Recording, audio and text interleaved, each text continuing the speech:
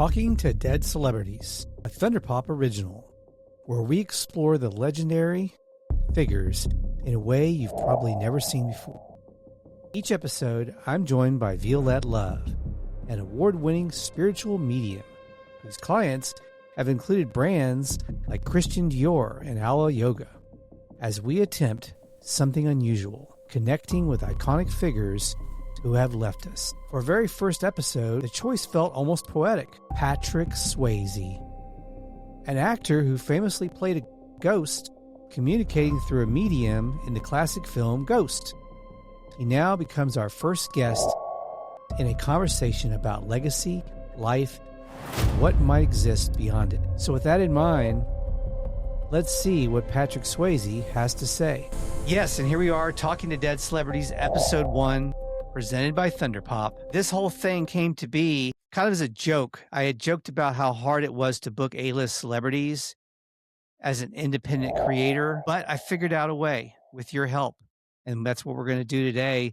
And we're going to start with Patrick Swayze, and the whole idea of having Patrick Swayze as our first guest for Talking to Dead Celebrities is because his connection to the movie Ghost. You're kind of filling the shoes of Whoopi Goldberg as she did that movie, was the medium that helped Demi Moore communicate with Swayze. So that's what we're trying to do today.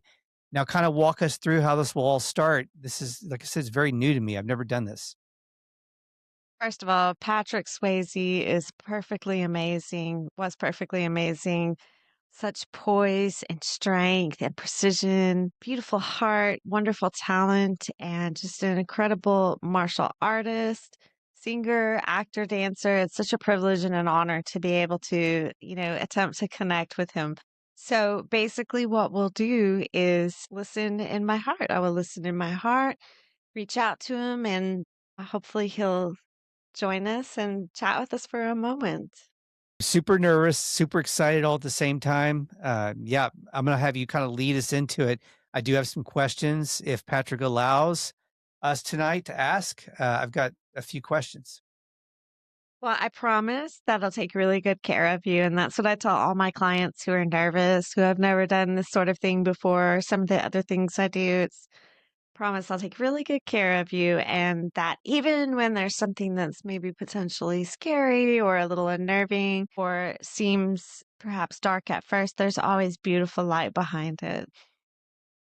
Wow, I love that. That's great. Okay, Violette, let's see what happens. Patrick Swayze, you are an incredible artist and have so much respect for you, and I'm asking you if you'll please come visit and chat with Stephen and I for a moment. And I think it feels like he will. I think Stephen had some questions for you, Patrick, if that's all right. Stephen, would you like to ask one? Yeah, I can hear the Righteous Brothers in my head right now. For that movie, that scene, I can see Swayze, like I can almost like visualize him kind of faintly, but a little bit in the room. So, Patrick, thank you for joining us tonight. First of all, Patrick Swayze, huge fan, love Dirty Dancing, love Ghost, Roadhouse, iconic. So, first of all, when people think about Patrick Swayze today, what would you want them to remember most about yourself? Patrick says his love for his wife, and he would like for her to eternally know that she is very beloved, and also to the healing of motion. So whether it is like those martial arts or dance moves, choreography, those types of things, he is communicating that there's so much healing within motion and that there's power within that. And he hopes that that's something that not only he was able to communicate, but that others can find for themselves. Wow.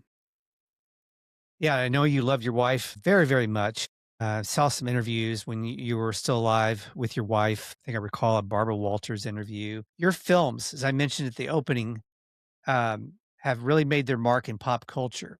Between Dirty Dancing, Ghost, Roadhouse, there's others that can go on and on. Is there one that you feel the most connected to now? It's like Patrick feels a little obligated to answer one way or another because I'm hearing that he really loved all his fans a lot and Mhm. appreciated them and feels like without them, there wouldn't be those projects. So I feel like it's difficult for him to pin down one. Certainly, Dirty Dancing has a long-standing cultural, impact. So that might be perhaps one that he might lean into, but I think he feels a little hesitant to nail down one in particular. Sure. Yeah, it's understandable. Point Break, I go back to that movie probably once a year. All those, yeah, I do too, for all the Yeah, reasons. it has everything in it. I mean, Gary Busey, Keanu Reeves. I mean, Action, adventure, romance, yeah, Tank Girl's in it. Yeah, it's super tough badasses. yeah. Thing, it's yeah, it's and you, Patrick, you got the bleach blonde, California hair. Yeah, that was iconic. To get serious for a minute, you were a pilot, and you survived a serious plane incident and made headlines. What do you remember about that day, and did that experience change the way you saw life afterwards? Yeah, immediately thankful and grateful for, surviving and going through that changed everything forever. Over time, it still was vivid and sounds like there might have been some residual trauma from that, understandably. So just that such a gratitude and understanding that at any moment life could be taken away and for us to hopefully try to appreciate it as best as we can in the moment. How do you feel about the way your work still lives in pop culture today? How does that make you feel? I'm hearing honored feels really overwhelming amount of just honor at having that privilege and that joy to be able to share what he loved and for it to still have a voice today is incredible. And he says he never ever expected that and Yeah. was just enjoying what he did. Since we were just on Dirty Dancing, talk about Jennifer Grey.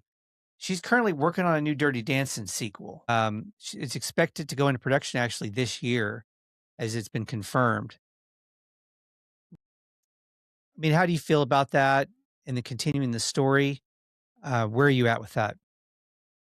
I'm feeling this overwhelming feeling of just tremendous support for her and just like an outpouring of love towards her and all the wonderful things involved with the project and in the past and the one that she's working on. I feel that he is sending many blessings for this to be everything that she has in her heart about it. So I think that feels like he is really appreciative and supportive and excited.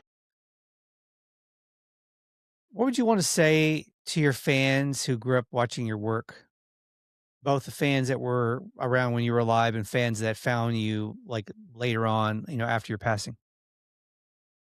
Tremendous thank you is what I'm hearing, just like and huge thank you to people for taking the time for him, Mhm. especially with what the world have sort of become with, short Yeah. form videos and all the different advances in technology and filmmaking and everything. It sounds like just the fact that anyone has taken it in and hopefully they're receiving positive messages from it. If your life had continued on and your career had continued on further, what was something that you didn't accomplish that you would have liked to have done? A genre Feels of like movie? Yeah. it feels like he feels a little uncomfortable with that because there wasn't the opportunity to do that. And what I'm sensing is that because there was no control over that, he has to accept and feel happy with what was accomplished. And, that he might ask for more time with his loved ones. Well, that's a fair answer. So maybe not such a fair question. I could definitely, and I mean, I'll step in as a fan. I could definitely see you now today in one of these westerns like Yellowstone. or somewhere in the Yellowstone universe. Would have been cool to see you doing something like that. Okay, I so feel like he's a little entertained by that and doesn't have any issues. definitely think you're would have fit really well in that world.